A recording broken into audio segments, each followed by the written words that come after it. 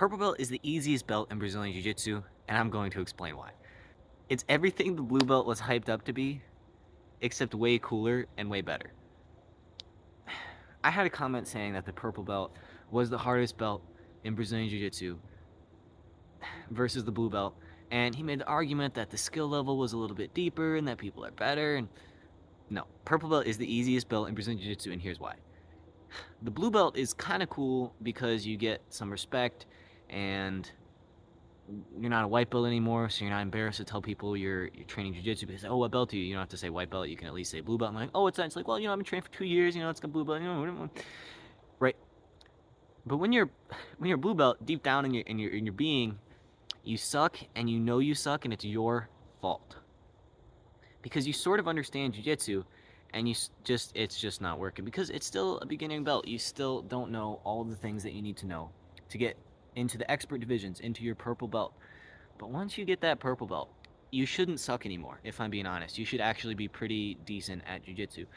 And when you're pretty decent at jiu-jitsu and you have a belt that's not a blue belt, life just becomes so much easier. All the pressure is taken off of you because, well, if you can actually back it up. When you're a blue belt, there's all this pressure because you kind of you're okay at best. But you feel like you should perform and beat all these white belts because you have this different color belt on you. But when you're a purple belt, you actually do beat all the white belts. Like, I, look, if you're a white belt and you tap out a purple belt, that's probably not the norm in your role. But if you're a white belt and you like go toe to toe with a blue belt and you tap them out as much as they tap you out, like that's definitely a possible thing to happen.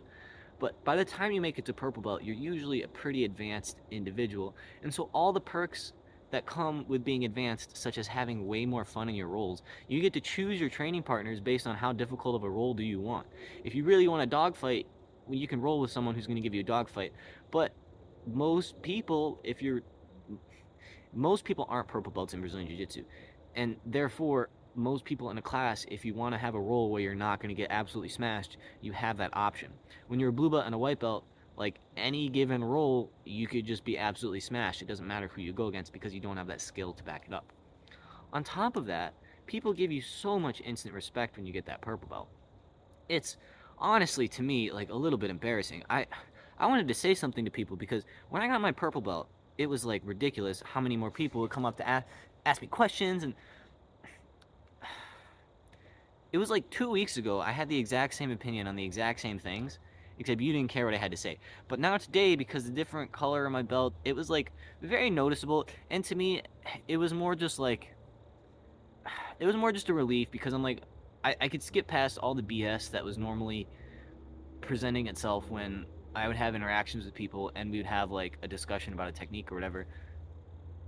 Because if I'm a blue belt, then they are like, he doesn't know what he's talking about.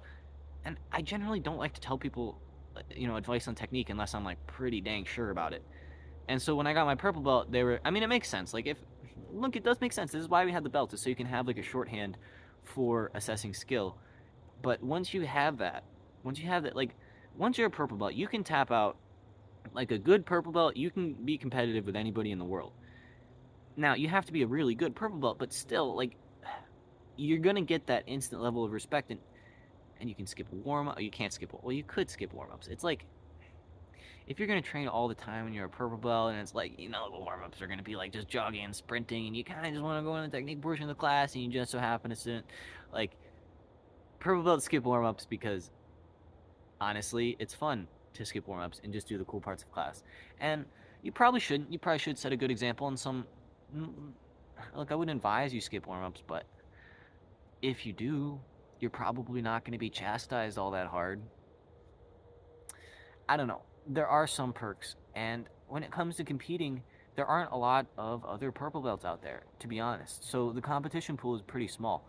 When you're competing in the blue belt division, there's so many blue belts out there. There aren't a lot of purple belts, there aren't a lot of brown belts. There are a decent amount of black belts because the black belt pool keeps going, but white belts, there's a huge amount. Blue belts, there's also still a huge amount. Purple belts, there's like very few. So you'll kind of go against the same guys again and again if you're a regular competitor. And some people will take that as a negative, some people take that as a positive, but it sort of is what it is.